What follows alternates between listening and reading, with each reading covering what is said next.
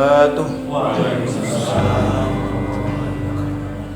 Bismillahirrahmanirrahim. Alhamdulillahirabbil alamin wa bihi nasta'inu ala umuri dunya waddin. Wassalatu wassalamu ala asyrafil anbiya'i wal mursalin sayyidina Muhammadin wa ala alihi wa sahbihi ajma'in, amma ba'du. Allahumma faqihna fid din wa 'allimna ta'wil. Bapak Ibu jamaah salat Isya dan juga salat tarawih mushola An-Nur yang dimuliakan Allah Subhanahu wa taala. Alhamdulillah pada hari ini kita sudah memasuki malam yang ke-21 di bulan Ramadan 1444 Hijriah. Jadi ini sudah masuk fase Ashrul Awakhir, 10 hari terakhir di bulan Ramadan. Di mana Rasulullah Shallallahu alaihi wasallam ketika memasuki 10 hari terakhir di bulan Ramadan makin giat ibadahnya. Ya. Ada salah satu sisi humanis dari puasa Ramadan ini, yaitu di mana semua orang yang semua jiwa, baik itu yang sudah balik maupun yang belum balik, itu diwajibkan membayar zakat. Namanya zakat fitrah atau zakatul fitr dalam bahasa Arabnya. Nabi SAW bersabda, zakatul fitri tuhratan lis-shaim minal lagwi war-rafsi wa tu'matan lil masakin. Zakat fitrah itu diwajibkan ya bagi semua orang yang berpuasa dan juga diwajibkan bagi semua orang yang berjiwa dari orang-orang muslim. Fungsinya yang pertama tuhratan lis-shaim, sebagai pembersih bagi orang-orang yang berpuasa, minal lagwi warofsi, dari perkataan-perkataan yang tidak bermutu. Kadang saat kita puasa ada dikit-dikit menghina-hina orang gitu kan, ada dikit-dikit bercanda gitu kan, ada dikit-dikit banyol-banyol atau bercanda-bercanda goro-goro yang enggak jelas. Itu dibersihkan oleh zakat fitrah. Ya. Karena perkataan Allah warofs itu juga perkataan-perkataan jorok ya, rofas itu dapat menghambat atau dapat melobangi pahala puasa. Nah, itu disempurnakan oleh zakat fitrah. Tapi zakat fitrah itu juga tidak hanya diwajibkan bagi orang yang berpuasa, tapi diwajibkan bagi orang yang tidak berpuasa seperti anak kecil. Bahkan kalau ada bayi yang lahir di penghujung akhir bulan Ramadan, jam 5 sore, bayi baru lahir, habis maghribnya takbiran, itu masih wajib dan masih diwajibkan untuk membayar zakat fitrah selama keluarga tersebut punya kelebihan untuk makan. Ya, jadi yang bayarnya tentunya bukan bayinya ya. Yang bayarnya adalah orang tuanya atau siapa saja yang menanggung kehidupannya. Nah, itu tadi. Berapa banyaknya dalam hadis itu disebutkan so'an minat tamari awis syairi. Satu so', ya ini takaran orang-orang di Arab masa itu ya, satu so' itu kalau dikonversi jadi 22,5 kg makanan pokok. Jadi Nabi di situ bersabda minasyair, dari gandum dan dari kurma, karena memang makanan pokok orang-orang Arab pada saat itu ya, enggak tahu sekarang. Ya, kebanyakan itu dari gandum, makanan pokoknya itu gandum. Maka zakat fitrah itu pakai makanan pokok, dikiaskan ke dalam konteks Indonesia menjadi beras.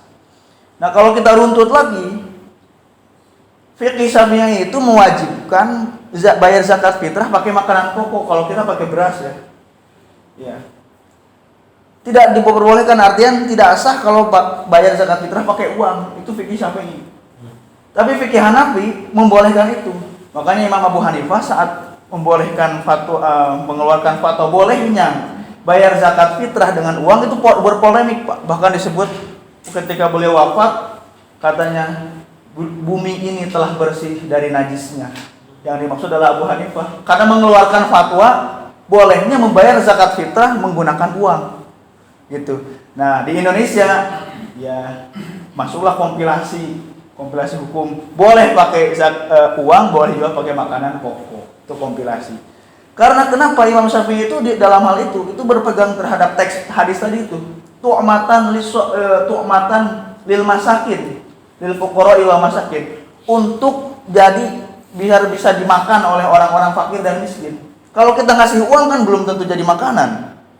Ya, bisa jadi buat baju lebaran, bisa jadi buat dan yang lain-lain. Tapi kalau kita ngasih makanan pokok ya beras nggak mungkin jadi baju lebaran kan, kecuali kalau dijual lagi.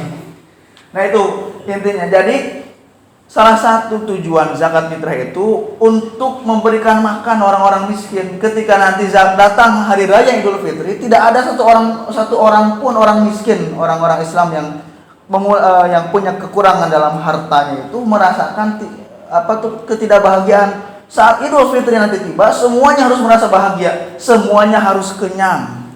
Itulah sisi humanis Islam, makanya Islam wajibkan zakat fitrah.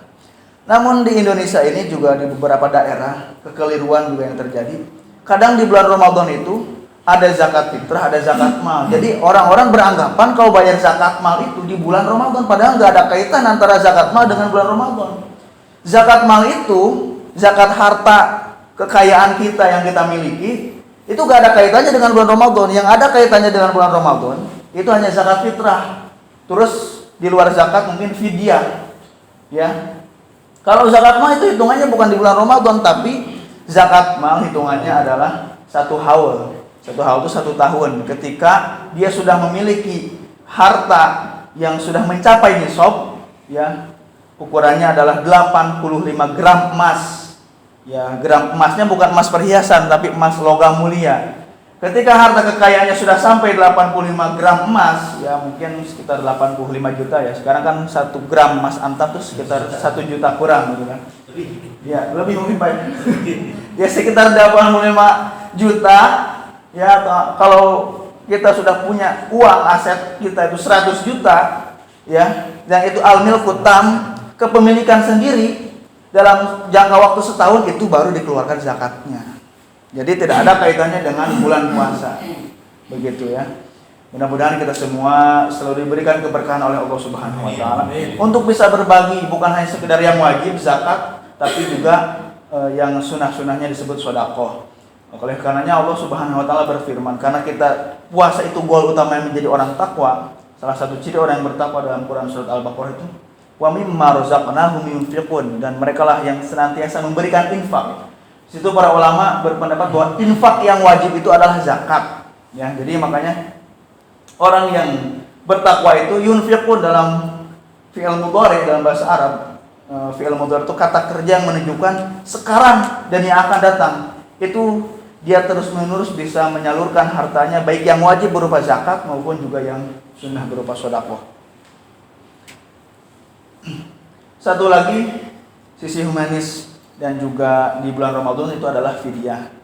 Ya. Jadi kenapa disebut humanis? Karena kewajiban yang harusnya ditunaikan secara personil ternyata wajib disalurkan kepada orang. Itu juga fidyah. Ya, jadi kalau ada anggota keluarga kita yang sudah tua renta dan sudah atau punya penyakit yang tidak bisa diharapkan sembuhnya dan tidak bisa berpuasa ya, dengan penyakit itu dia tidak bisa berpuasa, maka harus dibayarkan fidyah sejumlah puasa yang ditinggalkan. Jumlahnya yaitu 1 mud. 1 mud kalau dikonversi ke kilogram mungkin 1 kilogram makanan pokok juga. Itu lagi-lagi makanan pokok. Artinya Islam itu sangat agar kita tuh memperhatikan terkait kondisi orang-orang fakir miskin, jangan sampai mereka nggak makan gitu ya. Makan. Ya, untuk mustahik zakat itu dalam Quran surat At-Taubah disebutkan ada 6.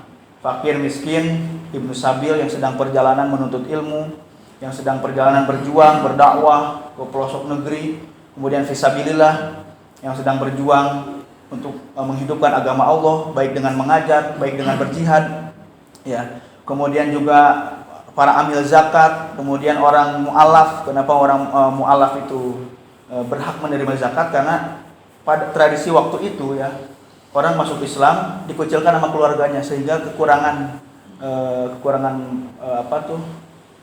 makanannya itu dikucilkan, bahkan diusir.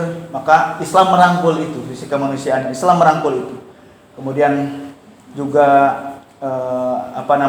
orang yang memerdekakan hamba sahaya, sekarang sudah tidak ada perbudakan. Namun juga banyak pengertian yang beredar di masyarakat ini, anak yatim berhak menerima zakat, itu juga kurang tepat. Karena dalam Al-Quran dan mustahik zakat, anak yatim itu tidak berhak menerima zakat. Yang berhak menerima zakat karena kemiskinannya. Ketika anak yatim itu ditinggalkan oleh orang tua yang itu penghasilannya hanya ya sebatas untuk memenuhi kehidupannya, ketika orang tuanya meninggal gak ada lagi penghasilan dari yang lain kecuali dari orang tuanya, maka karena kemiskinannya itu, karena kefakirannya itu, dia berhak menerima zakat. Ya kalau anak yatim harta warisannya banyak gitu kan, tarjir melintir, itu nggak berhak menerima zakat. Sekali lagi mudah-mudahan kita semua diberikan keberkahan Allah Subhanahu wa taala dalam harta kita, dalam kesehatan kita, dan dalam ibadah kita. Wallahu muwaffiq. Wassalamualaikum warahmatullahi wabarakatuh.